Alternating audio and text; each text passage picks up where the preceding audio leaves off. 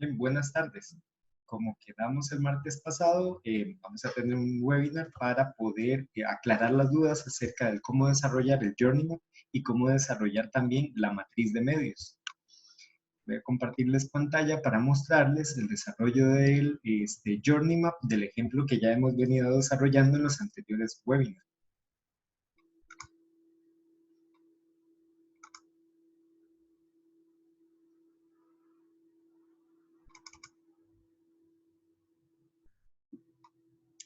Listo. Como verán por acá, entonces, tenemos la hoja que registra los diferentes puntos de contacto que componen este Journey Map. Voy a acercarme al primer punto de contacto, para que sea más fácil de visualizar. Este Journey Map está planificado, por supuesto, con base al concepto de diseño, que lo que se quería era que el curso fuera suficientemente claro, por supuesto, ¿verdad? Pero sobre todo darle independencia a los estudiantes. Entonces, debido a este interés que yo tenía y también al desconocimiento que tenía en ese momento de cómo eran los cursos virtuales y demás, yo decidí trabajarlos con unidades de una semana. Desde el principio ya había tomado la decisión de que el curso fuera principalmente asincrónico, como estaba expresado dentro del concepto de diseño.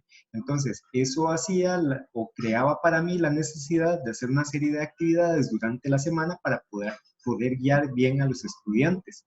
Y a partir de esas actividades, entonces, se crearon los diferentes puntos de contacto. Entonces, todas las semanas, los estudiantes van a hacer una serie de actividades similares.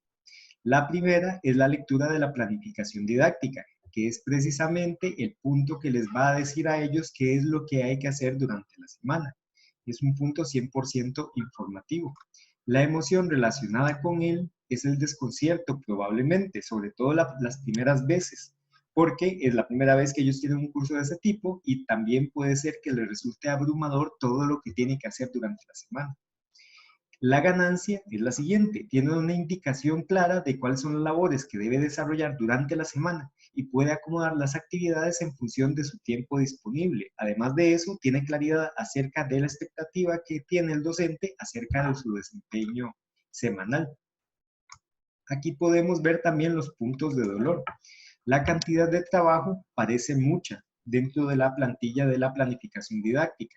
Después, no saber por dónde empezar, porque tiene que aprender ahora un nuevo sistema de gestión de su aprendizaje. Y también temor tal vez de no poder administrar bien su tiempo, debido a que nunca antes ha tenido que hacerlo de una manera independiente, siempre fue de una manera mucho más guiada. Aquí tenemos el segundo punto de contacto, que es la lectura de la lección semanal y los materiales de trabajo. La emoción relacionada a esto es probablemente la insatisfacción. El estudiante tal vez sienta necesitar del apoyo del docente para saber si está comprendiendo bien. Aquí quiero hacer una pausa para comentar que cuando hable de estudiante estamos hablando de los diferentes arquetipos que estaban definidos para el curso. Algunos sentirán la insatisfacción completa, otros van a sentir más bien tranquilidad porque podrían guiarse por sus propios medios. Sin embargo, vamos a ver, lo que yo decidí para crear este Journey Map fue registrar las emociones extremas que pueden complicar la situación para poder tomar decisiones de cómo hacer para apoyar a estos estudiantes que podrían tener una emocionalidad principalmente negativa acerca de tener que afrontar el trabajo por sí mismo o el reto del aprendizaje que quedara en sus manos. ¿Qué ganan en eso? Bueno, sienten la insatisfacción porque podrían necesitar del apoyo del docente para saber si están comprendiendo bien. Ahora, ¿qué ganancias tienen? Puede cubrir la lectura de las lecciones en un tiempo menor que en una clase presencial. La presentación tiene la información completa para poder comprender las tareas y también adquiere el conocimiento teórico o procedimental para poder desempeñarse en las tareas. Los puntos de dolor podrían ser, por ejemplo, la inseguridad que le produce no saber si está comprendiendo bien la materia, debido a que no está la ampliación por parte del profesor a la cual está habituado.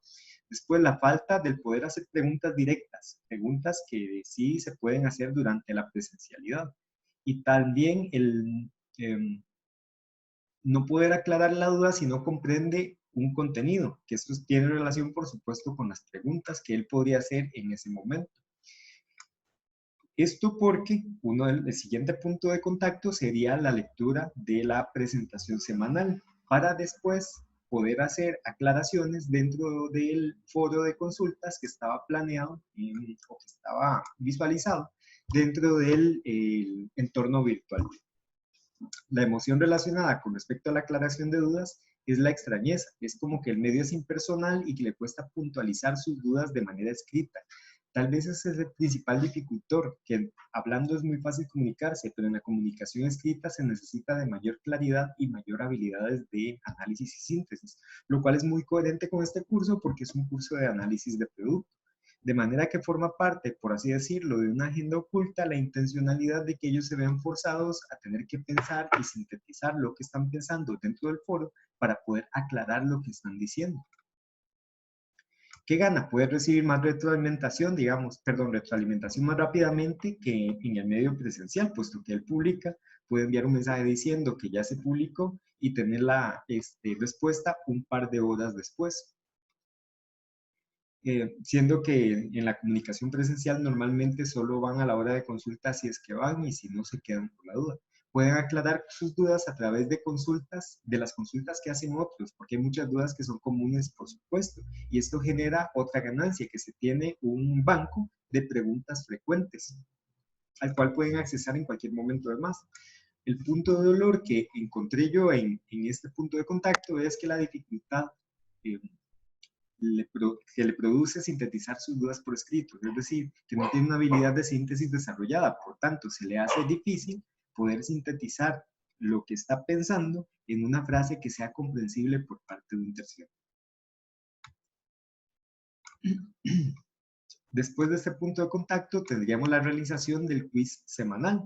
Después de la lectura, entonces tiene un quiz de comprobación de lectura. La emocionalidad aquí es más bien satisfacción, puesto que la prueba es sencilla y se da cuenta de que puede encontrar las respuestas fácilmente.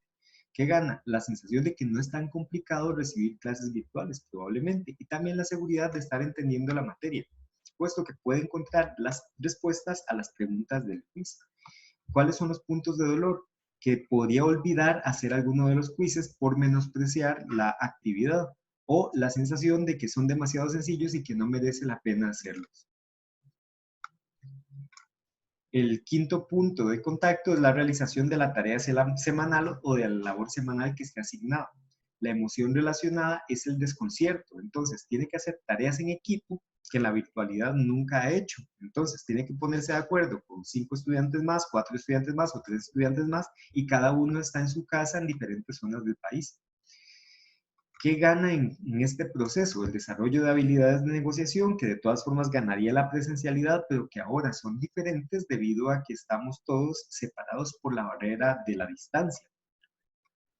Experiencia en el manejo de software colaborativo o de naturaleza colaborativa, porque es el más apropiado para desarrollar trabajo en equipo y acomodar las actividades en su horario, es decir, poder tener un margen de flexibilidad para poder hacer lo que necesita dentro del tiempo que dispone.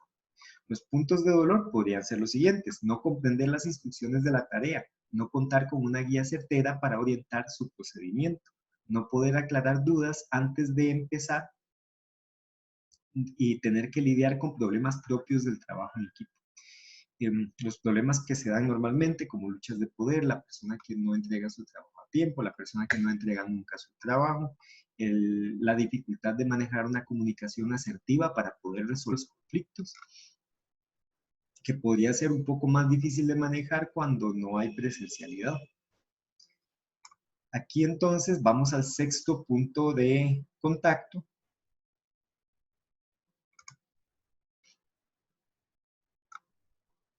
que es el siguiente, el webinar de la labor semanal. Debido a que no tenemos una clase presencial propiamente, entonces formaba parte de la visualización del prototipo que yo tenía o de la solución que yo tenía, el que cada lunes de la semana se hiciera un webinar en el cual se pudiera aclarar la naturaleza de la labor semanal, de manera que se pueda leer el enunciado, aclarar las instrucciones, aclarar las técnicas que están relacionadas y darle a un estudiante una visualización más clara de la expectativa que tiene el docente con respecto a su desempeño. La emoción relacionada con el webinar es satisfacción, puesto que hay un espacio entonces donde puede aclarar sus dudas acerca de la realización de la tarea.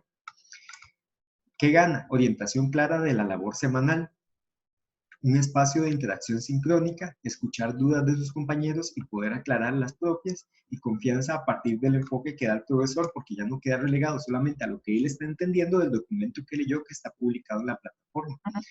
¿Qué le duele? Que muchas dudas pueden salir en el momento en que está desarrollando la tarea y que por supuesto no se le van a ocurrir en el momento en que estamos teniendo el webinar, o olvidar algunas de las indicaciones o de las instrucciones que se dieron durante el webinar. Eso entonces implica que el webinar probablemente tenga que estar grabado para que el estudiante pueda volver a verlo y aclarar cualquiera de esas dudas o cosas que de repente olvidó. Séptimo punto de contacto, la sesión de consulta sincrónica. La emoción relacionada con la consulta es la satisfacción, porque hay un espacio entonces, ahora sí presencial, por así decirlo, en el cual puede evacuar sus dudas en tiempo real acerca de la tarea, de su realización o de cualquier otro aspecto relativo al curso, pero normalmente va a ser de la tarea porque esa es la labor semanal que tiene que desarrollar. ¿Qué gana en este punto? Contacto con los compañeros y el docente, aclaración de dudas puntuales del desarrollo de la labor semanal, seguridad de ser atendido por el docente, confianza a partir de las respuestas del profesor. ¿Qué le duele?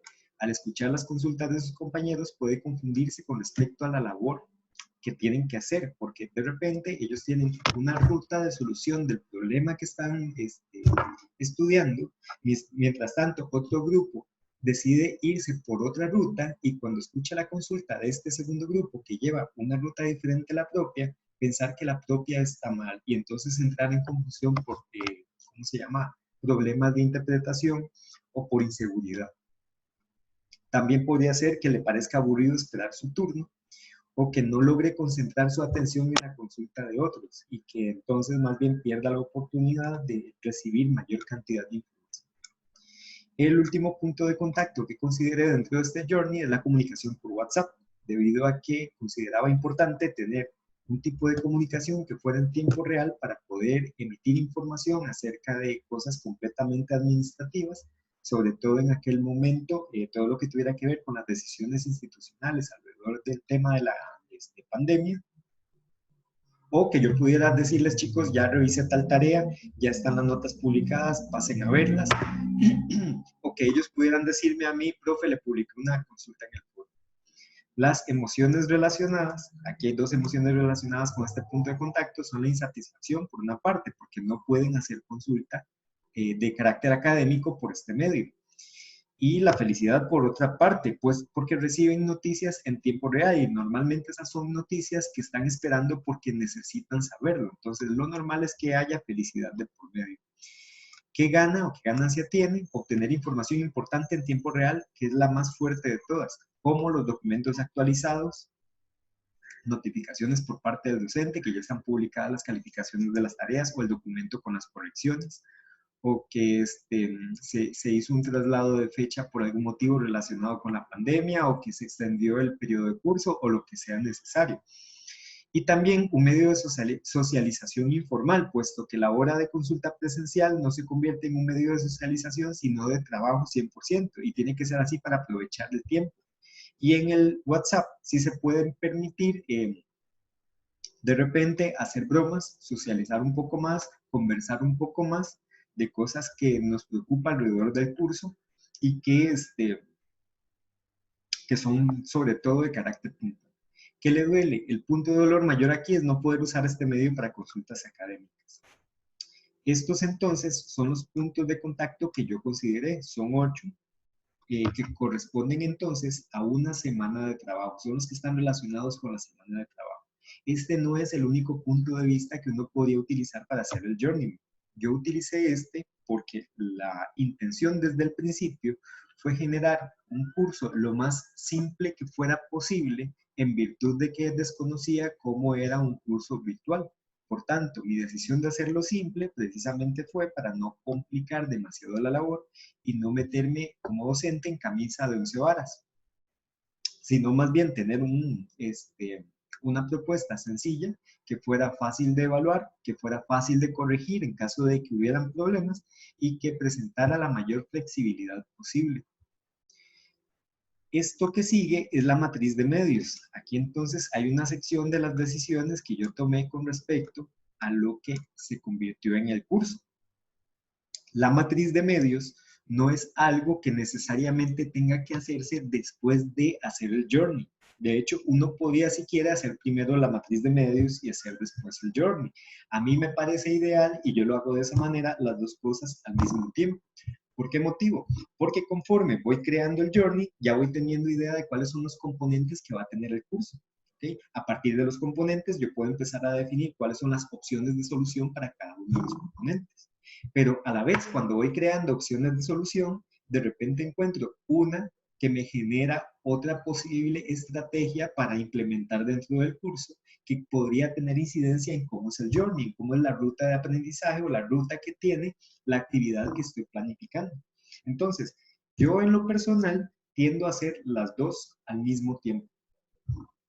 Considero que es muy útil de esta manera porque se puede tener digamos, un desarrollo, por así decirlo, colaborativo entre las dos técnicas, debido a que una tiene la capacidad de realimentar a la otra. Entonces son como complementarias, en lugar de ser más bien como secuenciales. Con ellas entonces tenemos por una parte en el journey una mayor claridad de cómo van a ser las actividades y a partir de las actividades cuáles son esos recursos que yo podría necesitar para que esas actividades se conviertan en la solución que estoy diseñando. Con la matriz de medios lo que tengo es una serie de opciones para poder solucionar cada uno de los componentes del curso. Sean estos componentes a nivel macro, como por ejemplo decidir si voy a tener actividades en clase o si voy a tener solamente presentaciones o cómo va a ser todo este desarrollo, o si yo ya decidí que dentro de las evaluaciones voy a tener tareas específicamente, entonces qué opciones tengo para solucionar las tareas. Aquí, por ejemplo, dentro de la matriz que estoy presentando, tenemos este componente del curso que son las presentaciones y en términos de presentaciones yo pensé en cuáles eran las posibles plataformas donde las podría publicar. En este momento, todas las presentaciones de este curso están hechas en Prezi. Sin embargo, yo puedo exportarlas en Prezi a PDF y llevarlas a otros medios como Slides de Google, como PowerPoint o como Sliding. Bueno, en este caso no podría hacer esta importación, pero Sliding es otro sistema que además es de chicos de acá, de Costa Rica, que sirve para hacer presentaciones de una manera sencilla y con una muy buena apariencia y bien diseñadas además, que es, digamos, la oferta de valor que produce esta eh, plataforma. También en este otro caso tengo el componente de curso tareas y tengo la opción 1 que son estudios de caso, opción 2 desarrollo de una técnica, opción 3 investigación bibliográfica online, que también sería posible en este caso, opción 4 aprendizaje basado en problemas. Al final yo opté por estudios de caso. Ahora, ¿por qué motivo? Porque cuando empecé a ver cómo podía ser la dinámica longitudinal del curso, bueno, me di cuenta de varias cosas. El curso tiene tres contenidos, por así decirlo, tres grandes contenidos que son tres tipos de análisis diferentes. Uno que tiene que ver con el análisis de uso, lo que hace un ser humano con el objeto. Otro que tiene que ver con el análisis de funciones, es decir, lo que el objeto tiene que hacer para poder satisfacer la función para la cual está hecho, y otro que es análisis perceptual, que tiene que ver con cómo nosotros percibimos el objeto y su utilidad. Los tres tienen una estructura similar, por tanto, decidí utilizar la misma estrategia y repetirla, replicarla para los tres, haciendo ajustes según la especialidad de cada análisis. Por tanto, una de las decisiones que tomé es que las tareas iban a ser la materia prima para poder desarrollar los trabajos prácticos. Cada trabajo práctico es el equivalente a un proyecto final de curso. Nada más que vamos a tener entonces un proyecto final para cada uno de los grandes contenidos o de las grandes unidades del curso. De manera que a través de las tareas desarrollarán tres técnicas que les dan la información suficiente para poder hacer el análisis que se puede desarrollar dentro del trabajo práctico y que toda la estrategia fuera precisamente ir creando el material base para poder hacer el proyecto. Para poder ir juntando también ¿cómo se llama? El esfuerzo del estudiante en un logro en el cual él pudiera ver la relación entre las técnicas para producir la información, que esa podría ser una de las carencias que tenía dentro de la versión normal del curso. Entonces, a través de esto, a través del journey, a través del concepto de diseño, yo llegué a esa conclusión que tal vez lo correcto era más bien juntar esfuerzos en lugar de diluir la atención del estudiante en tareas en diferentes temas. Aquí tenemos, por ejemplo, otro componente del curso que es la comunicación con los estudiantes, y aquí tengo las opciones para poder comunicarme con ellos. Tenía entonces TEC Digital, tenía WhatsApp, tenía Facebook, tenía correo electrónico. Y una de las ventajas que da esto es que uno no tiene que escoger solamente una de las opciones, es decir, uno más bien escoge todas las opciones que necesita. Y en este caso yo decidí que fueran varias. Una iba a ser, por supuesto, el TEC Digital, porque es la plataforma oficial que tiene la institución para comunicarse con los estudiantes. La segunda fue utilizar el WhatsApp para la comunicación informal. La tercera es utilizar también el Facebook. De hecho, sí lo utilicé para poder promocionar, por ejemplo, cuando tenemos un webinar complementario que no forma parte de los contenidos del curso, pero que de alguna manera le beneficia a los estudiantes. Yo doy otro curso que se llama Fundamentos del Diseño. Ahí hacen muchos dibujos. Entonces yo busco estudiantes avanzados en la carrera que les enseñen a dibujar, que les enseñen software como Illustrator, como Photoshop, como Figma, que son para diferentes cosas que tienen que ver con diseño, y lo abro, por supuesto, a todos los estudiantes de la carrera. Entonces, en los respectivos perfiles de cada curso, yo publico las comunicaciones que indican qué día vamos a tener el webinar, quién lo va a impartir y a través de qué medio va a estar disponible. También el correo electrónico, como usualmente se hace. Así como verán entonces, cada uno de estos componentes está relacionado con uno de los puntos de contacto que vimos dentro del Journey Map. Y la matriz, para lo que sirve, es precisamente para darme opciones, para darme una paleta, o por así decirlo, un catálogo, con todas las opciones que yo tendría para cada uno de esos componentes que empiezan a quedar a la vista a través de planificar cómo va a ser la actividad de aprendizaje. Cuando tenemos estas dos cosas, una idea de cómo es la actividad y una idea de cuáles son los medios para poderlo materializar, es que ya podemos construir el prototipo, porque ya tenemos idea de qué hacer durante el curso, durante la actividad, y segundo, con qué cosas podemos hacerlo. Y a partir de ello, puede generarse un prototipo que, según se dice en el enunciado de la tarea, puede ser como un mapa mental. Este es, digamos, una versión bastante esquematizada del prototipo que yo creé para este curso. El concepto de diseño era claro, explícito e independiente. Ahora, aquí tengo, digamos, a nivel macro, los componentes. Esto, digamos, cuando lo diseñé fue mucho más pormenorizado, pero aquí tengo como las conclusiones principales. Lo primero es como la estrategia general de curso, es decir, cómo yo iba a resolver esto en la virtualidad.